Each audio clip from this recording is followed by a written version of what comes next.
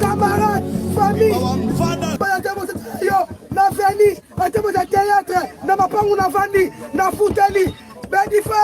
na l'église, na pasteur, kalema juka tumona, tatu wa makaji, juka, chibanguku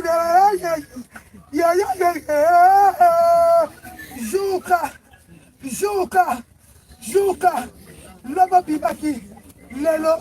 nanga zokota, takezobeta. Nengo zokota, takezobeta. Nengo zokota, takezobeta. Bazokita, ezakita na yote. Basiona acha muke, sopre no kota mwana muke kola mukolo. Okolala na bango, okolia na bango, okomea na bango, okosukwa na bango, okofanya na bango. Esika nyonso bakozala, tele masaki bozaki 1 million, bada okanga bango. Masasi beta masasi. Ya kelekele chibangwe ya shuka okipa mutu telo kota mutu nyosto omondo otika maboko pam bango batika maboko pam ndenge bazokisi motema na ngai bango ezoka plus que fois ya kufi malamu baleli tuta mais bango bakolela bango te bakopola mutu akopusa pembeni na bango azaki tele babokila salama na liloba Nzamba basantwe Nzambe yo makokoro Yesu papa sibo kimbangwe ya makolo ngumu na lipute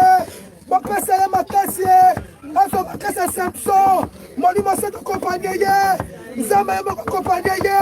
Akash Mikaye Bolotine amesene saba kompanye ye babunda bitumbelo mo ndobaki ya solo okutaki na mzoto te soko utaki na mzoto bango balia bamela bango balia bamela ye na kati ya matonge auberge na biso ezali wana mpona baséjour na bino botala ndenge mama Bijou abongiseli bino place ya kitoko ya kolia place na biso ya détente toza na malewa oyo tolambaka kitoko na kati mama Nadine azozela bino botala tokoti na appartement numéro 5 oyo mama Bijou alobaka chambre ya pamba chambre ya pamba na biso toza na douche debout ya propre toza na lit ya 2 personnes toza na climatiseur tokoti na appartement numéro 3 oyo pe lisusu ezali kaka chambre ya pamba na kati ya appartement numéro 3 eza na TV eza na frigo eza climatisé eza vraiment propre makasi botala toilette nango appartement numéro 5 oyo tokotaki liboso bomoni sikoyo tokoti na kati ya salon oyo tobenga yango appartement numéro 6 appartement numéro 6 oyo ekomaka 2 chambres na appartement numéro 5 botala cuisine na biso ndenge eza kitoko toza na ba chambre salon cuisine toza na chambre salon cuisine toza na 2 chambres salon cuisine toza pe na ba chambre simple botala place tobongisi pona koya kosala mwa repos bapaya koya kovanda botala appartement na biso ndenge eza kitoko appartement numéro 1 oyo tokoti na kati ezali appartement moko donc eza na rez-de-chaussée eza na $40 par jour soko koya kowumela mama Bijou alobi kobanga te mama Bijou asololaka na ye kitoko botala appartement na biso ndenge eza kitoko botali toza na salle à manger botali bakiti na biso ndenge ezali propre botali cuisine na biso ndenge eza kitoko ndako na biso eza kitoko sécurité eza assurée mama Bijou alobi benga ngai okozala jamais d'ici botala ndenge mama Bijou abongiseli bino